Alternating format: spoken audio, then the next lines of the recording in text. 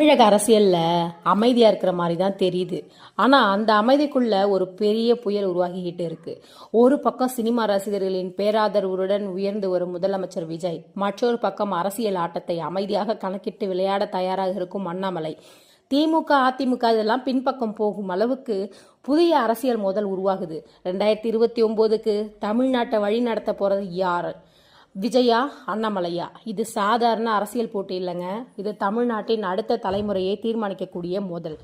வாங்க முழு விவரத்தையும் பார்க்கலாம். வீடியோவை ஸ்கிப் பண்ணாம பாருங்க. விஜய்க்கு உண்மையான சவால் அண்ணாமலையா? 2029 குறிவைக்கும் பாஜக திட்டம். ஏன் பாஜக அமைதியா இருக்கிறதுனா, இப்போதைய அரசியல் சூழ்நிலையை பார்த்தா தமிழகத்துல தாவே காட்சி மிக வலுவாக இருப்பது போல தெரிகிறது. ஆனா அரசியல் என்பது வெளியே தெரியும் காட்சி அல்ல, அதன் பின்னால் நடக்கும் கணக்கு தான் முக்கியம். சட்டமன்றத்தில் பாஜகவுக்கு தற்போது மிக குறைந்த பலமே இருக்கலாம். ஒரே ஒரு எம்எல்ஏ இருந்தால் கூட அரசியலில் அவர்கள் பலவீனமானவர்கள்னு அர்த்தம் இல்லை.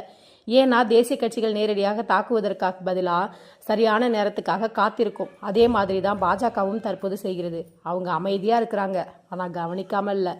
தாவேக அரசுடைய ஒவ்வொரு நடவடிக்கையும், ஒவ்வொரு தவறும், ஒவ்வொரு சர்ச்சையும் மிக நுணுக்கமாக கண்காணித்து வந்துட்டு இருக்கிறாங்க. திமுக அதிமுக ஏன் பெரிய சவாலாக இருக்காதுன்னா, ஒரு காலத்தில் தமிழக அரசியலை முழுமையாக கட்டுப்படுத்திய ரெண்டு கட்சிகள் தான். ஒன்று திமுக, இன்னொன்று அதிமுக. ஆனால் இப்போது நிலைமை மாறிடுச்சுங்க. மக்கள் புதிய முகங்களை தேட ஆரம்பிச்சிருக்கிறாங்க. அதனால தான் விஜயின் அரசியல் எழுச்சி இவ்வளவு வேகமாக நடந்தது. சினிமா ரசிகர்கள் மட்டும் இல்லாமல் இளைஞர்கள், முதல் முறையாக வாக்கு போட்டவங்க, அதுக்கப்புறம் அரசியலில் மாற்றம் வேண்டும் நினைக்கிற நடுத்தர மக்கள், இவங்களிடம் விஜய் ஒரு பெரிய தாக்கத்தை ஏற்படுத்தியிருக்கிறார்.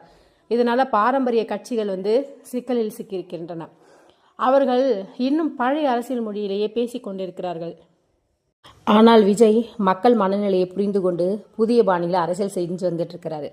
அதனால தான் திமுகவும் அதிமுகவும் விஜய்க்கு எதிரான உண்மையான ஆபத்தா தெரியல. அண்ணாமலை ஏன்